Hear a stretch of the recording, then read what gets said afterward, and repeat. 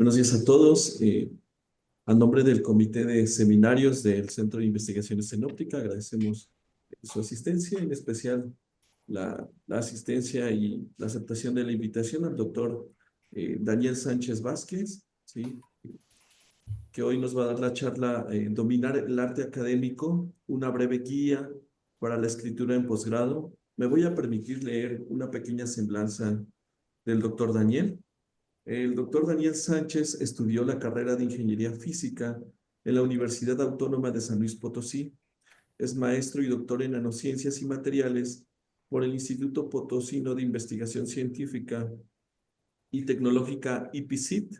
Actualmente es profesor e investigador en el Departamento de Físico-Matemáticas de la Universidad Autónoma de San Luis Potosí. Sus intereses de investigación versan desde la fabricación de dispositivos electrónicos flexibles a partir de polímeros y nanoestructuras de carbono, la detección temprana de enfermedades neurodegenerativas por medio de espectroscopía Raman y la docencia de las ciencias en la educación superior.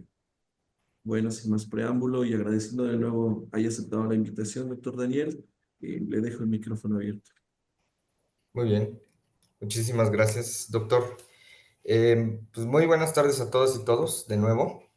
Antes de comenzar esta plática, y a pesar de que no esté presente, quiero agradecer al doctor Martínez Ponce por la cordial invitación para estar aquí con ustedes. Y por supuesto, también quiero agradecer a toda esta audiencia estudiantil por estar aquí, aunque no sé si obligados, pero de igual manera se reconoce su esfuerzo en conjunto por reunirse hoy en esta sala virtual. Y bien, quiero comenzar con algunas motivaciones para este seminario. Veámoslo en una forma de unas cuantas preguntas retóricas, para que juntos lleguemos al por qué considero necesario el reforzamiento de las habilidades de escritura en estudiantes de posgrado. ¿No somos acaso ya profesionistas cuando ingresamos a una maestría? Tal vez, puede ser. ¿No se supone también que ya podemos desenvolvernos de una forma reflexiva y autocrítica cuando buscamos una carrera científica? Pues probablemente. ¿No debería haber ya terminado mi tesis? Eso sí, quién sabe, ¿verdad? Lo cierto es que en ocasiones nuestro progreso en términos de escritura académica y científica se ve comprometido contra un montón de barreras que, a pesar de los años, la madurez y la experiencia, siguen siendo un impedimento para volvernos más productivos. Les cuento un poco acerca de mi experiencia personal. Desde el año 2018 me incorporé a la docencia y en 2019 inicié mi doctorado en IPICIT, institución hermana del CIO, de hecho. Al final de mi tiempo como doctorante, entre las clases, exámenes, la escritura de tesis y de algunos artículos científicos, encontré un par de trucos para sobrellevar la vida académica a otro nivel, que me ayudaron a mejorar mi escritura y aumentaron notablemente mi productividad. Trucos que hasta hoy en día sigo poniendo en práctica y me ayudan bastante. En este seminario les quiero compartir algunos de estos pequeños trucos para que los adapten a sus habilidades individuales, horarios y hábitos de estudio, por supuesto. Ahora, mi, segundo, mi segunda motivación para impartirles este tema en particular radica en que cuando el doctor Geminiano me invitó a presentarles el seminario, yo me quedé pensando, así como de los diversos temas que exploramos en el laboratorio, ¿qué les podría interesar a estos estudiantes?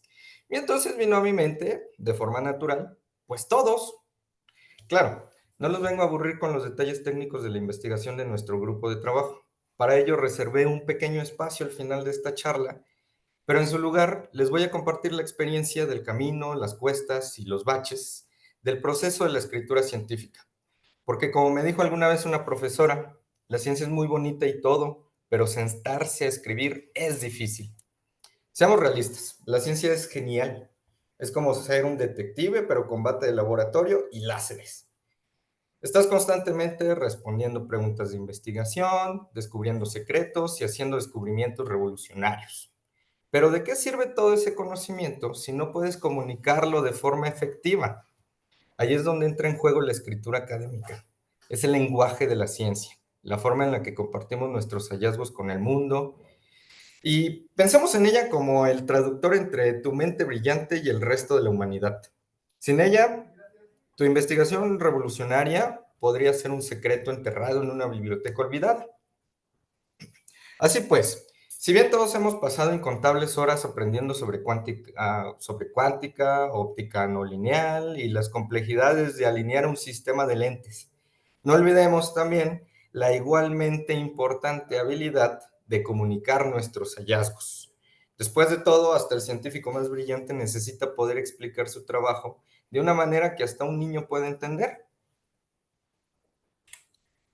En esta transparencia les muestro en breve la figura completa de esta plática. Comenzaremos por algunos buenos usos y costumbres útiles para mejorar nuestra productividad literaria, continuando con algunos puntos importantes en términos de gramática y estilo, solo algunos de ellos, porque es un mundo bastante grande. Y al final, si nos queda un poco de tiempo, les hablaré un poco de mi trabajo en nuestro grupo de investigación y aquí en el Instituto de Investigación y Comunicación Óptica, que es otro instituto en donde también llevo a cabo mis labores docentes y de investigación. Bien. Quizá algunos de ustedes no consideren la academia como parte de su plan de vida, pero al menos tienen un compromiso a corto plazo que a veces se vuelve el elefante en la habitación, la famosísima tesis. Si bien desconozco los lineamientos de su posgrado en particular, pero suele ser un requisito común que los estudiantes de doctorado estén obligados a publicar al menos un artículo.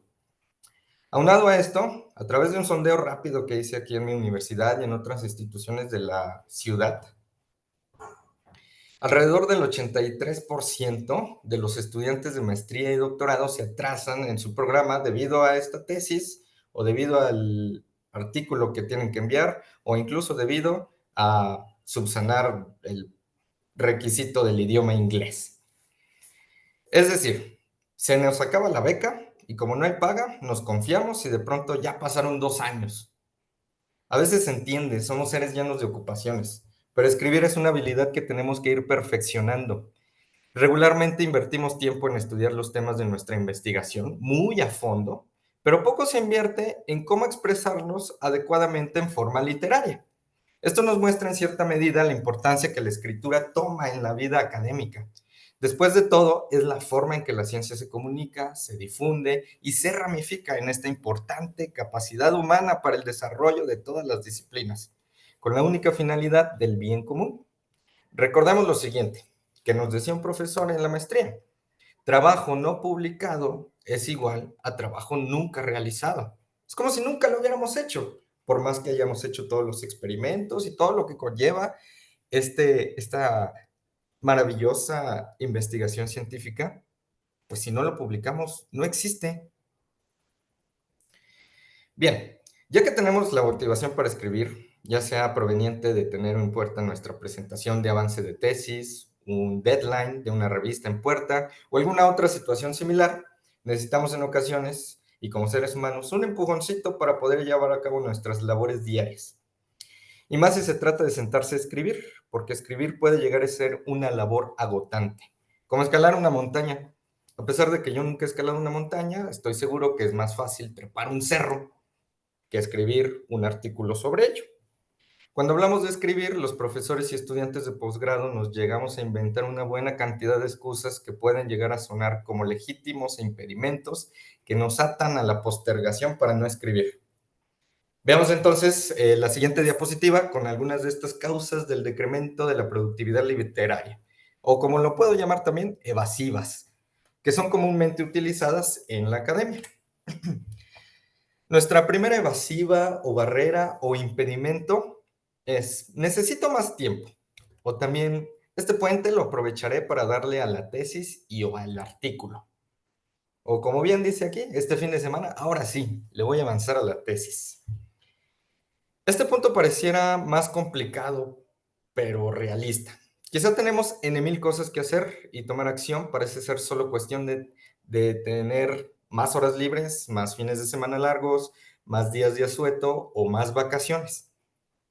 Colegas en mi universidad, en este mismo instituto, entienden esta barrera porque también tienen problemas para escribir esos artículos. Lo que no debemos hacer es buscar tiempo para escribir, sino darle el tiempo a escribir. ¿Acaso necesitamos buscar el tiempo para ir a clases o asistir a un seminario en línea? No, lo tenemos calendarizado y agendado. Los grandes autores tienen un horario de escritura y se apegan a ello. No solo me refiero a escritores de literatura académica, sino también de otro tipo de literatura. Detengámonos a pensar en un horario que pueda funcionar para ustedes. Aquí es como si empezáramos a buscar y conectar todas las horas libres que podemos tener. Esta es la primera parte del plan. ¿Qué horario puedo yo escoger? ¿Qué días puedo elegir? No importa, no importa.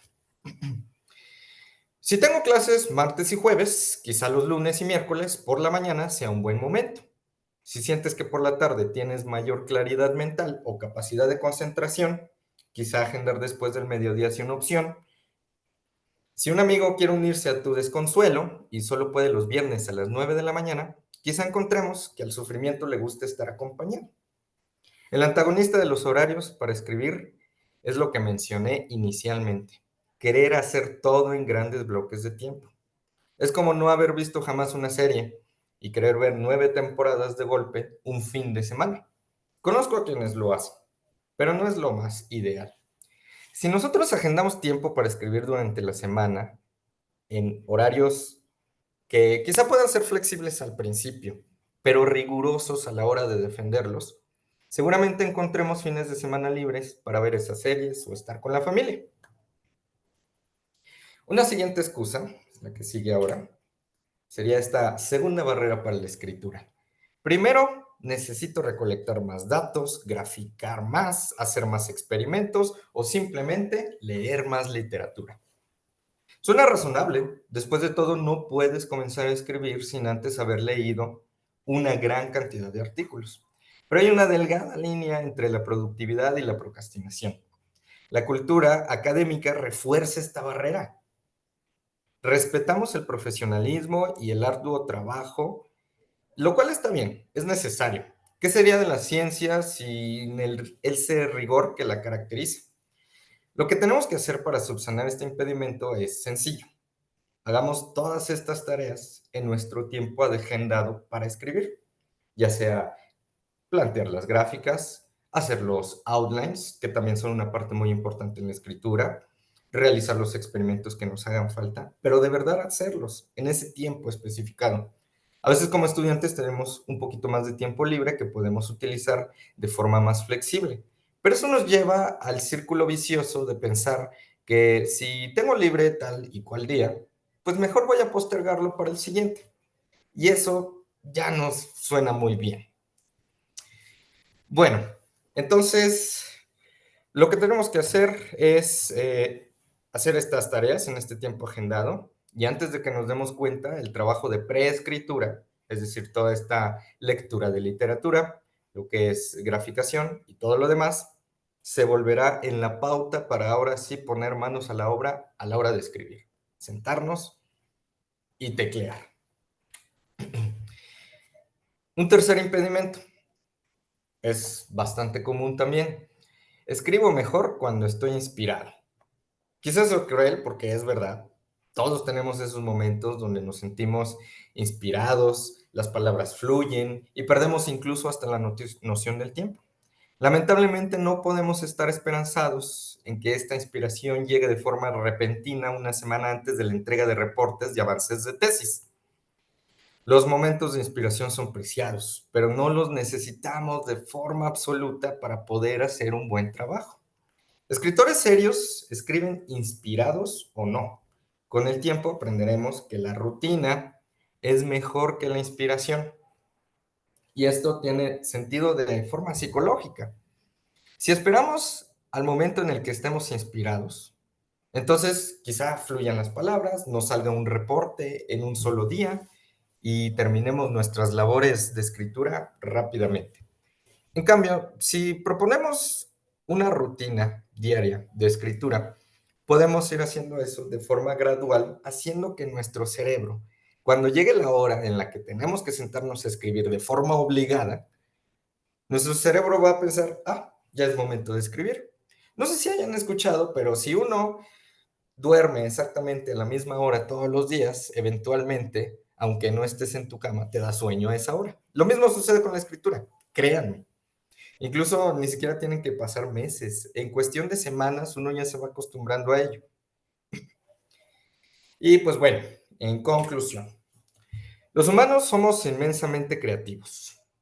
Así como que ninguna otra especie puede inventar excusas tan diabólicamente convincentes para no escribir. Y solo las personas pueden hacer que la procrastinación parezca productiva. Los bonobos y los orangutanes, por ejemplo, simplemente se sientan y se acicalan entre ellos cuando no quieren trabajar en su tesis. Seguramente nos hemos dejado llevar por estos consuelos mentales, estas excusas, pero es difícil escribir cuando nos cobijamos de estas excusas. En su lugar, desarrollé la idea central de esta plática hacia estos horarios.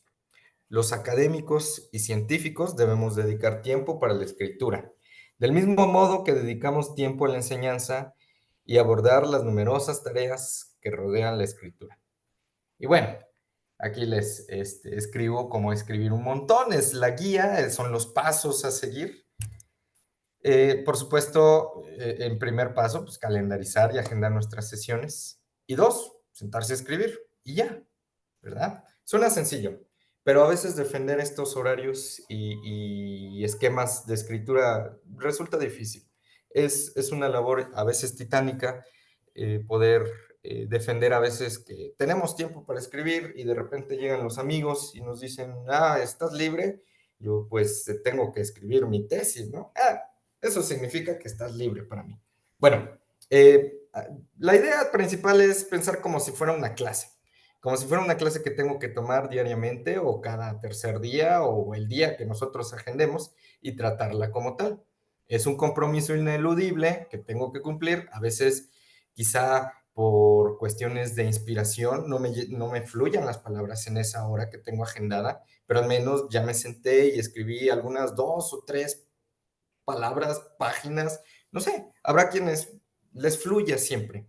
He tenido compañeros a lo largo de mi educación que tienen esa habilidad nata, pero habrá quienes no. Entonces no podemos esperar a volver a nacer con esa habilidad y ahora sí sentarnos a escribir la tesis, porque vida solo hay una.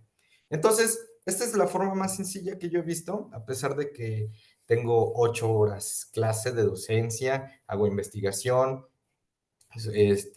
y además tengo asesorados, pues por supuesto que necesito yo agendarme bien esos espacios. Pero incluso desde antes de que tuviera esta vida tan ocupada, yo ya tenía mis horarios y por supuesto que entregaba trabajos a tiempo, hemos entregado artículos dentro de los espacios de los deadlines, respondemos a preguntas de los revisores de forma tranquila, coherente y si nos hace falta más análisis y caracterización, lo hacemos con tiempo. Esto nos ayuda, por supuesto, a bajar bastante el nivel de estrés que la vida cotidiana lleva en el siglo XXI. Y bueno, voy a pasar entonces a la siguiente sección. Como les dije, es una pequeña guía breve sobre correcciones de estilo. Como les digo, es un mundo bastante amplio. Entonces, solamente les quiero mencionar un par de herramientas muy básicas. Por supuesto, habrá muchas más que podemos utilizar para la escritura científica, sobre todo porque pues existe la parte del inglés. No, los estudiantes pues generalmente no somos anglohablantes de forma nativa, entonces a veces hay pequeñas problemáticas al respecto. Y bien, esta siguiente sección podría llamarse ¿Cómo escribir mejor? Pero esa es una pregunta muy ambigua, sobre todo sabiendo que en la literatura se rompen fácilmente los paradigmas del lenguaje. Bien lo decía Jorge Luis Borges. Y peor aún, cuando se trata de diversas disciplinas y que cada una de ellas ha adoptado distintas formas de descripción de sus propias metodologías. Vaya, a lo que me refiero con todo esto es que de pronto nos topamos con que a pesar de que la ciencia es universal, nos parece en chino leer un artículo sobre inmunología, sobre derecho civil o sobre ciencias del comportamiento humano. Áreas que quizás estén un poquito deslindadas de nuestra área de investigación son difíciles de leer porque cada una de ellas tiene sus propios lineamientos. Generalmente deberíamos escribir para todos, pero bien nos decía un profesor en el doctorado, Yo escribo mis artículos quizá para 5 o 6 colegas en todo el mundo. Así que nosotros tenemos nuestra forma de comunicarnos y es como lo hacemos. Pero no siempre tiene que ser así. A veces podemos utilizar un lenguaje más universal, incluso en documentos técnicos. Es bien importante eso, porque quien se quiera unir a este globo del tópico o disciplina que estemos estudiando, puede hacerlo de forma fácil. Digo, tampoco me refiero a que tenemos que hacer toda una explicación. También hablar de más no es bien visto. Bueno, y dentro de este estigma de la academia existen dos formas en las cuales la ciencia se comunica, fuera de los confines del laboratorio, el campo o la clínica. Estos se llaman pues divulgación y difusión científica, y es bien importante reconocer también sus diferencias. Voy a atreverme a preguntarles a ustedes, público, con la esperanza de no ser ignorado, ¿cuál es la diferencia entre difusión científica y divulgación científica? ¿Alguien podría contestarme?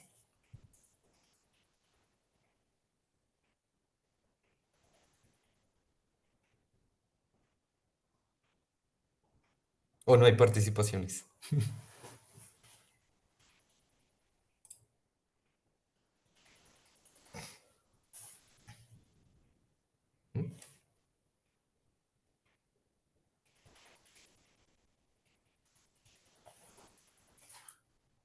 Bueno, voy a suponer que conocen esta diferencia, ¿ok?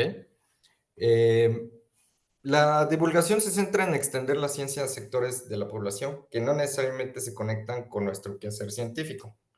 ¿Sí? Ahí tengo unos puntos a recalcar. Mientras la difusión es un enfoque menos globalizado, hacia permitir que nuestros hallazgos lleguen a otros colegas que pudieran aportar al desarrollo en materia del estudio en particular. Entonces, bueno, aquí tenemos algunos objetivos y tipos de público, los formatos, el lenguaje que hay que utilizar y los propósitos de cada una de estos paradigmas de la escritura científica. Generalmente, como les decía, el objetivo de la difusión es compartir los conocimientos científicos de forma más especializada, aunque no siempre tenemos que hacerlo de forma totalmente especializada, porque a veces queremos expandir la multidisciplinariedad de nuestro tema, de nuestro tópico. Entonces tenemos que hablar con un lenguaje un poquito más abierto a público que no necesariamente esté especializado en nuestro tema. En cambio, en la divulgación, pues sí es como para atraer a la gente hacia este criterio científico, a tener pues un poco de más de léxico en términos de la investigación. Y pues bueno, por supuesto está enfocado a ciudadanos, información científica, estudiantes de primaria, secundaria y prepa. En estos últimos días hemos estado incluso en nuestro grupo de investigación y nuestro instituto trayendo muchos estudiantes de otras instituciones precisamente para poder letrarlos un poquito más en el quehacer científico. Es una labor muy importante que quizá hasta hace algunos años todavía como que se tomaba un poquito menor, se soslayaba esta divulgación científica, pero es un punto bastante importante. Desde mi punto de vista, ambos rubros son igual de importantes para el progreso de la ciencia, pero como les comenté previamente, saber sus diferencias es crucial porque el primer paso que debemos tomar en cuenta a la hora de desarrollar contenido científico es saber bien hacia quién irá dirigido. Incluso me recuerda una frase que le conceden a Albert Einstein que dice algo así, estoy parafraseando. Si no puedes explicarle algo a un niño de 5 años, entonces no entendiste nada. Cierto o no que él haya dicho, creo que tiene bastante razón, aunque algo exagerada si es que lo queremos aplicar a cada documento que redactamos. Como un profesor solía decirnos, no tienes que reinventar el hilo negro. A lo que él se refería con esto es que no hay necesidad de volver a explicar todo un principio o fenómeno cada vez que publiques un artículo sobre el tema. Hay que saber equilibrar la balanza también. Lo hacemos, por supuesto, este equilibrio considerando al público a quien va dirigido nuestro documento. Aquí les muestro 3 ejemplos sobre un tema en particular, los memristores. Están organizados de la siguiente manera. A la izquierda tenemos un breve texto que nos explica el uso de cierto tipo de memorias que mimetizan el comportamiento de nuestro cerebro. Podríamos decir que es un pasaje dedicado a personas que no necesariamente tengan un entrenamiento científico, o como le llamamos, público en general. Dice, imagina tu cerebro como una computadora increíblemente compleja. Las conexiones entre las neuronas, llamadas sinapsis, son pequeños interruptores que permiten que la información fluya. Resulta que estos interruptores son muy parecidos a unos componentes electrónicos llamados memristores. Los memristores tienen una habilidad especial. Pueden recordar la cantidad de electricidad que ha pasado por ellos. Esto los hace perfectos para imitar la forma en que nuestro cerebro aprende y almacena información. Ups.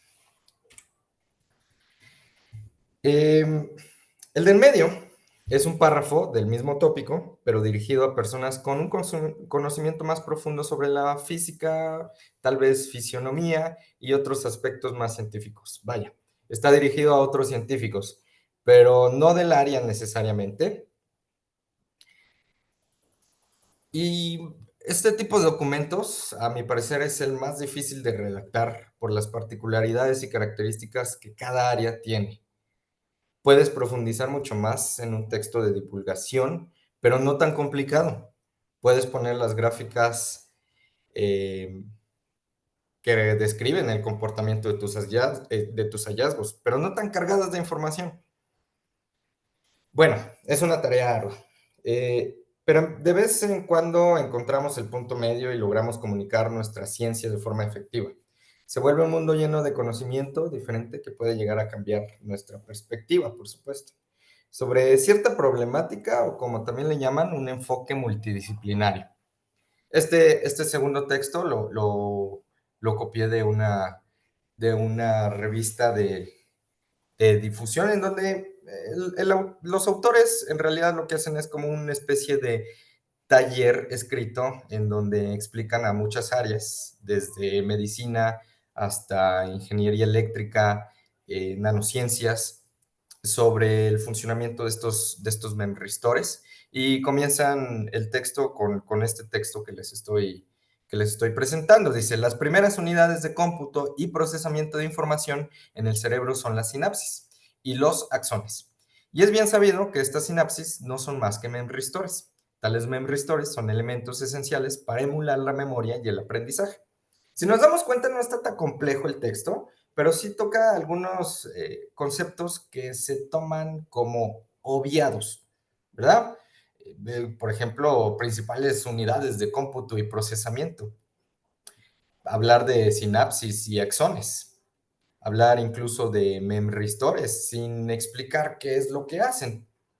Entonces, pues podemos llegar a tapar algunos conceptos, pero no hay que abusar de ello en este tipo de situaciones. No hay que abusar de que, yo sí sé del tema, entonces en el texto voy a asumir que todo el mundo lo sabe. Para eso está el párrafo en la derecha. Este párrafo ilustra lo que se comunica a otros científicos de la misma área de conocimiento. En este punto, perdón, las descripciones experimentales y discusiones deberán contener los elementos usados en la literatura de esta rama. Es aquí donde llegamos a un punto donde comúnmente se cometen algunas atrocidades en el lenguaje. Es decir, asumir que quien vaya a leer este texto especializado, por supuesto, va a saber todas aquellas abreviaturas. Lo usamos mucho en todas las áreas, creo yo, pero a veces se abusa de ello. Es bien importante no abusar de abreviaturas sobre todo, que es el error más común en este tipo de situaciones. Siempre hay que contextualizar. ¿Sí? Entonces siempre nos dicen, antes de que tú pongas una abreviatura, primero tienes que definirla. Entonces es natural que independientemente de que lo usemos mucho en nuestro artículo, quizá no sea tan necesario utilizar las abreviaturas. Bueno, Para no profundizar tanto en esto, vamos a leer este tercer pasaje que nos dice: la sinapsis, unidades fundamentales de procesamiento neuronal, presentan propiedades memristivas intrínsecas. La naturaleza memristiva de la sinapsis subyace a los mecanismos de plasticidad sináptica, esenciales para el aprendizaje y la memoria.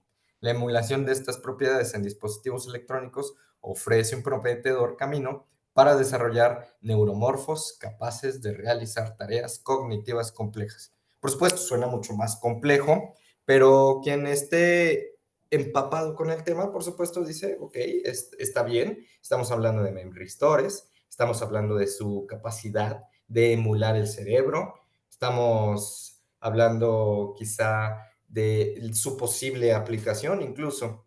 Y todo esto también, obviamente, es de cierta forma traducido hacia otros sectores de la sociedad, hacia diferentes tipos de situaciones, ¿no? Podríamos decirlo.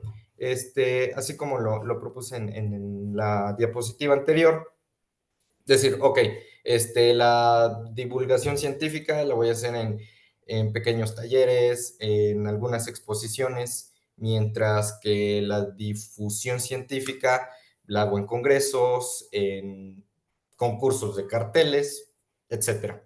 Y ahora sí, el texto más especializado va hacia los artículos o incluso también en charlas con otros especialistas del tema, en donde pues utilizar términos más técnicos pues simplifica un poquito la comunicación porque resumen ciertas cosas, ¿no? No nos vamos a detener a siempre mencionar qué es la plasticidad sináptica, no nos vamos a detener a mencionar cuál es el comportamiento electrónico de un memory store, porque eso se supone que ya lo debemos saber. En cambio, en los otros estratos de la sociedad es absolutamente necesario.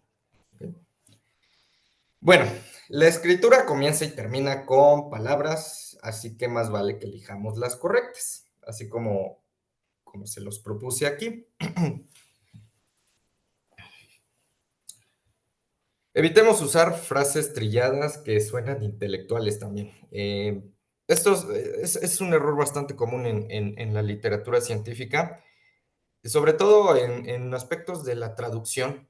He encontrado pues, que se utilizan estas frases trilladas, ahorita no se me ocurre ningún ejemplo en particular, pero pues es mejor tener un pensamiento crítico que difractar el discurso a través de lentes de convergencia crítica.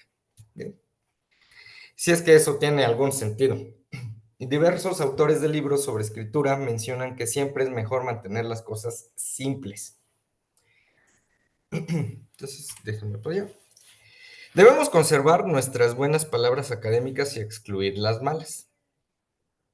Si los campos de estudio se encierran en sí mismos, o peor aún, se aíslan, significa pues que la sociología y la geografía y otras ramas pues están en la oscuridad o qué.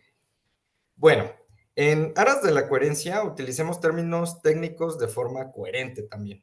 La variación de términos para conceptos técnicos confundirá a nuestros lectores. Por ejemplo, aquí es lo más rápido que se me ocurrió. Y en el lado izquierdo les propongo este siguiente ejemplo. Los materiales con alto grado de cristalinidad exhibieron una mayor resistencia a la deformación que los materiales con bajo nivel de ordenamiento atómico. Del lado derecho dice, los materiales con alto grado de cristalinidad exhibieron una mayor resistencia a la deformación que los materiales con bajo nivel de cristalinidad. Lo único que cambié fue lo último, ¿sí? Podría sonar repetitivo, pero a veces por eso hay que proceder con cautela. El ordenamiento atómico es lo mismo que cristalinidad, entonces, ¿por qué rebuscar las palabras? Algunos términos técnicos son malos, por lo que no deberíamos copiar sin pensar las palabras que vemos en los artículos científicos. Por eso tenemos ya un criterio autocrítico. Utilicemos abreviaturas y acrónimos, como ya les mencioné, solo cuando sean más fáciles de entender. Algunos escritores incluso creen que están reduciendo la redundancia al reemplazar frases comunes con abreviaturas, pero los lectores encuentran que releer abreviaturas es más tedioso que leer palabras reales. Y bueno, otro factor bien importante en la escritura académica. Ya lo mencioné un poquito. Es otro requisito muy común en los posgrados, que es el inglés. Aunque el inglés no sea tu lengua materna, es el lenguaje de la ciencia. Dominar el inglés académico es esencial para compartir tu investigación con un público más globalizado y contribuir, por supuesto, al avance del conocimiento. Comencemos con cosas bien sencillas. Hay que evitar la mayoría de usos de palabras peyorativas o elogiantes, como el clásico very, quite, basically, virtually, extremely, remarkably, completely, etc. Básicamente, este tipo de palabras no agregan mucho a nuestra comunicación. De hecho, un autor dice que son como las malas hierbas, de hecho, asfixian las oraciones por completo. Incluso algunas revistas en sus lineamientos especifican que estas palabras y otras palabras elogiosas deben ser omitidas en los títulos y resúmenes de las obras. Cosas como Nobel, cosas como... ¿qué otro he visto? Son palabras que agrandan nuestro descubrimiento. No es que estemos soslayando nuestro trabajo, pero es que en realidad se hace un uso indiscriminado de este tipo de palabras. Bueno, otro punto que desde mi perspectiva me ha costado un poco entender es, por supuesto, el uso de la voz activa. A mí en lo personal. En español se hace uso de la voz pasiva todo el tiempo. Tanto que lo podemos decir en la vida cotidiana y suena con bastante naturalidad. Pero en inglés, en inglés académico particularmente, la voz activa es preferida. He leído en algunos libros que dicen, no, prefiere siempre la voz activa sobre la voz pasiva porque eh, mejora la claridad, hace oraciones más concisas y sobre todo algunos revisores en artículos científicos son bastante insistentes en la mejora del lenguaje y no te lo dicen directamente, pero es muy comúnmente el uso de la voz pasiva. Nosotros como hispanohablantes, como les digo, la utilizamos de forma muy natural, pero en inglés cambia un poquito la cosa. Se entiende un poquito distinto el tono en el que se escribe cuando se hace de forma de la voz activa contra la voz pasiva. Entonces, es importante revisar también eso a la hora de escribir. Hay autores que incluso dicen, no mezcles a lo largo de tu texto entre voz pasiva y voz activa. No creo que tengamos que ser tan estrictos en ese aspecto, porque, por ejemplo, la parte descriptiva de los artículos suele venir en voz pasiva, es decir, son cuestiones descriptivas, por supuesto, incluso relacionado a algo que les puse aquí en una diapositiva anterior, sobre los tipos de escritura, ¿no? Está la expositoria, narrativa, persuasiva y descriptiva. En la escritura descriptiva se tiene que utilizar la voz pasiva muy comúnmente y pues dependiendo del tipo de artículo que queramos utilizar, ya sea que lo utilicemos la escritura narrativa o expositiva. Y bueno, aunque claro, como les digo, y recalco, hay situaciones donde no es absolutamente necesario el uso de la voz pasiva. Más que reglas, considérenlo como una guía, ¿sí? Más que nada. Y bueno, con esto quiero dar por concluido la parte de la escritura en esta charla. Ya nada más me queda, por supuesto, hablarles un poquito del ICO, Instituto de Investigación en Comunicación Óptica, que es como el CIO, pero en chiquito.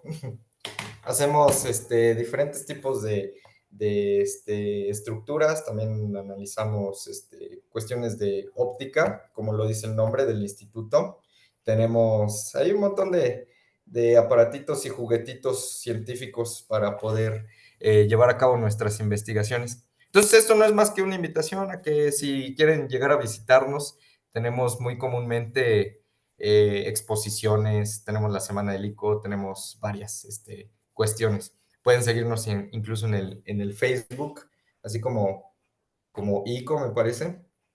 Y bueno, más particularmente sobre nuestro grupo de trabajo, que es el Laboratorio de Nanoestructuras y Dispositivos Orgánicos Electroactivos. Como ya les comentó el doctor durante la semblanza, pues ahí hacemos nanoestructuras de carbono al por mayor, desde nanotubos, redes de nanoalambres, hacemos incluso también otro tipo de nanoestructuras, ¿verdad? Basadas en el grafeno. También hacemos nanoestructuras de plata por síntesis verde y química. Tenemos el material necesario para hacer la caracterización electrónica de un montón de dispositivos electrónicos orgánicos basados en polímeros, nanotubos de carbono y otros químicos. Entre ellos, los que ahorita estamos haciendo más en algún par de tesis son baterías poliméricas, diodos emisores de luz orgánicos, memorias resistivas, que es en lo que yo me especialicé, y algunos sustratos de nanocelulosa para cuestiones flexibles. Entonces, en la imagen de la derecha ahí se ve un circuitito que le llamamos wearables o usables para que las personas pues, puedan bueno, son circuitos impresos flexibles, es la principal motivación. Después para utilizarlos como sensores de eh, situaciones médicas, ¿no? Incluso ya hay algunos estudios para analizar la glucosa, el oxígeno en sangre, etcétera. Entonces, todo esto va como de la mano. Les debo la foto de nuestro grupo de investigación. Aquí puse nada más una imagen genérica porque nomás no logro hacer que coincidamos en el laboratorio. Entonces, esa será en un tiempo después. Y bueno, pues por ahora sería todo de esta charla. Espero les haya servido, haya sido de interés. Si ya sabían todo esto, pues excelente, a ponerlo en práctica. Y si no, pues bueno, espero que esa tesis salga pronto. Gracias. Muchas gracias, doctor Daniel. Muy interesante. No sé si aquí en León haya preguntas.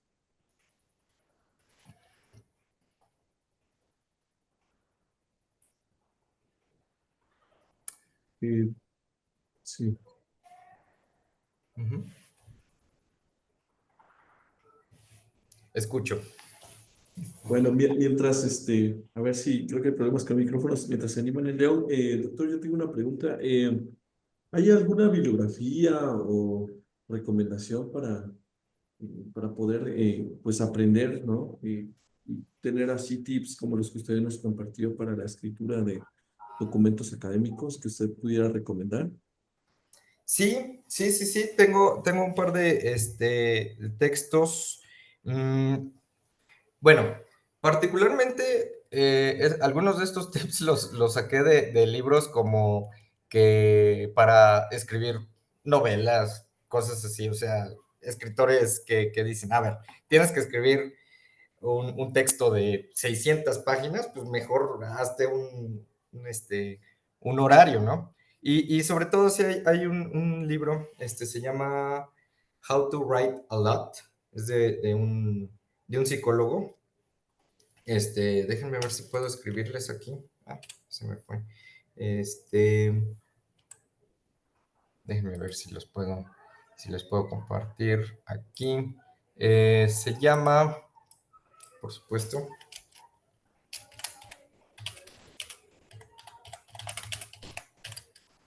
es de Paul J. Silvia. Está otro muy bueno, dentro del esquema de la escritura, este, más literaria, se llama Sync and Syntax. Este libro en particular está bastante interesante porque habla sobre cuestiones más artísticas de la literatura, sobre cómo es que podemos mejorar nuestra escritura a través de identificarlo como si fuera música, cosas más enfocadas al arte. Y también da bastantes consejos sobre ¿cómo se llama esto? El estilo y el tono de la literatura. Menciona algunos pecados, por eso se llama sin and syntax, algunos pecados cometidos en la literatura académica, que son algunos de estos que les nombré. Entonces, básicamente esta charla es un tutti frutti de estos conocimientos que obtuve de esta literatura. Y pues algunas otras cuestiones salidas del internet técnicamente. Es Muchas gracias. Muchas Bueno, gracias, bueno, doctor Daniel. Sí, Daniel Gutiérrez. Sí. este, igual, doctor, muchas gracias por su plática, tocayo. Pero Gracias. me gustaría preguntar algo que creo que no se aborda y es algo que ya empieza a ser fuerte, la inteligencia artificial y la redacción.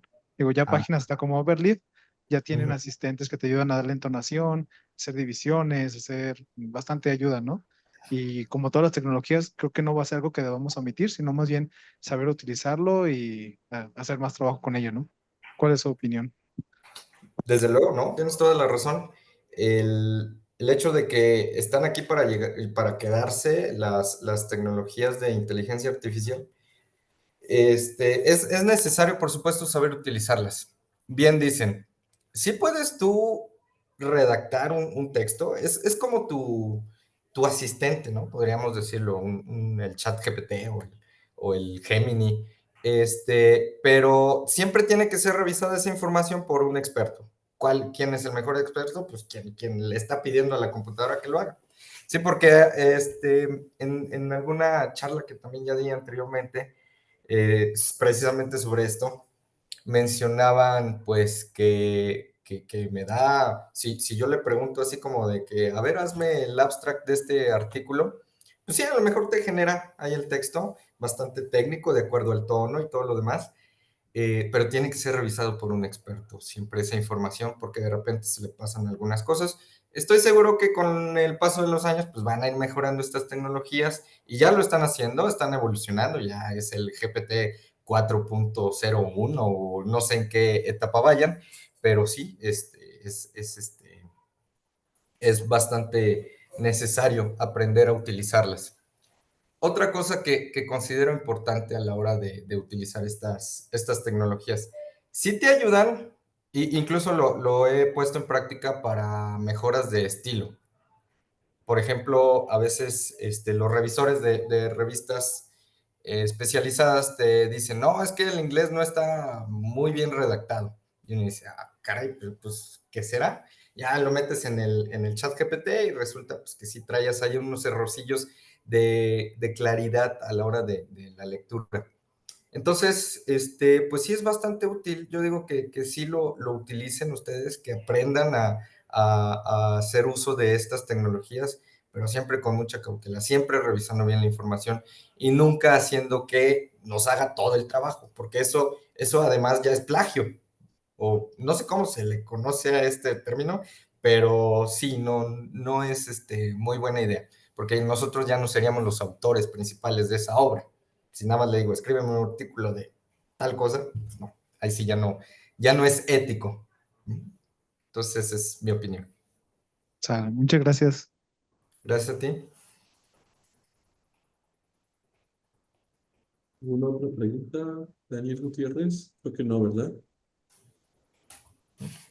Ah, sí, salió uno más. Sí. Muy ¿Qué bien. tal? Muchas gracias por la charla, muy, muy interesante y motivacional. Este, yo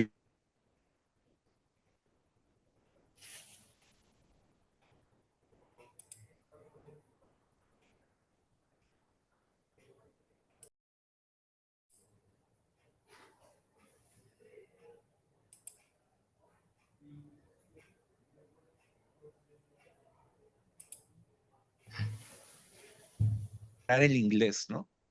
Entonces, no sé cómo ha sido tu experiencia en esa parte. O sea, si el revisor es alguien nativo que domina el idioma inglés, pues yo obviamente voy a tomar la sugerencia y digo, sí, algo le hace falta, ¿no?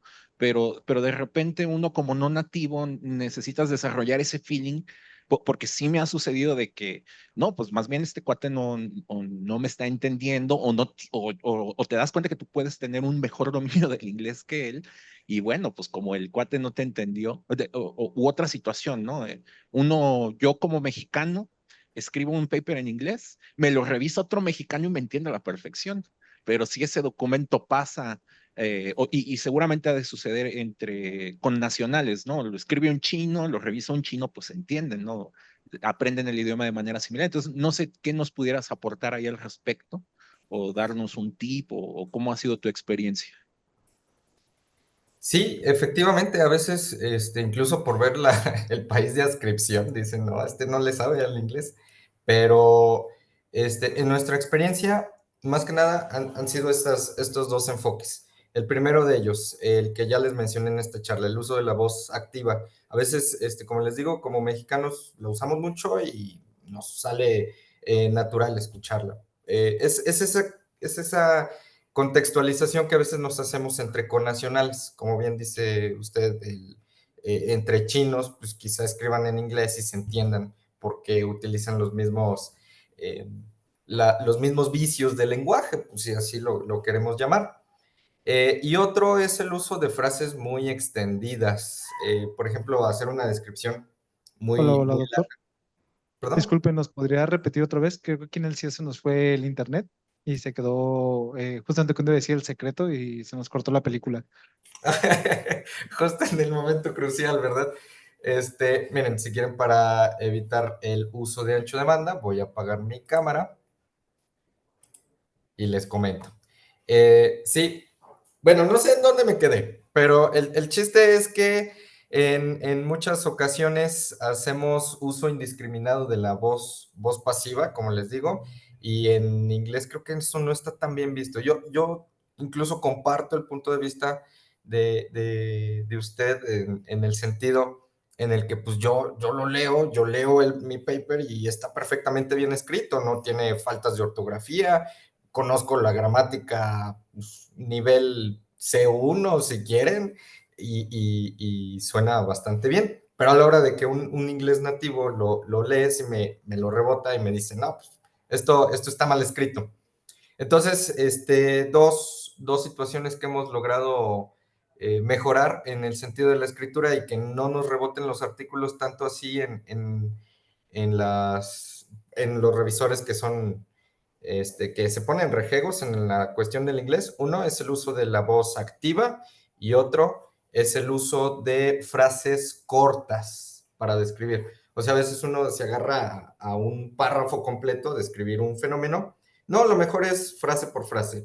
Esto es esto, luego esto es otro, y esto así, y esto así. Así, muy, muy cortas las frases para que se entiendan una tras otra en una situación, un paper que incluso ya nos acaban de aceptar, teníamos justamente ese problema, teníamos bastantes párrafos completos en donde describíamos y ni siquiera por comas estaba separado algunos párrafos, entonces le tuvimos que hacer cirugía mayor a este artículo y decir, a ver, primero, el primer paso es, córtale lo innecesario, así sean páginas completas, porque a veces se vuelve pesado y eso mismo pues hace como que los revisores digan, no, este chavo no, nomás me está mareando, no sé. Entonces sí, voz activa y frases cortas. Creo que es de los trucos más viejos que podemos utilizar para mejorar el que nos reboten los artículos.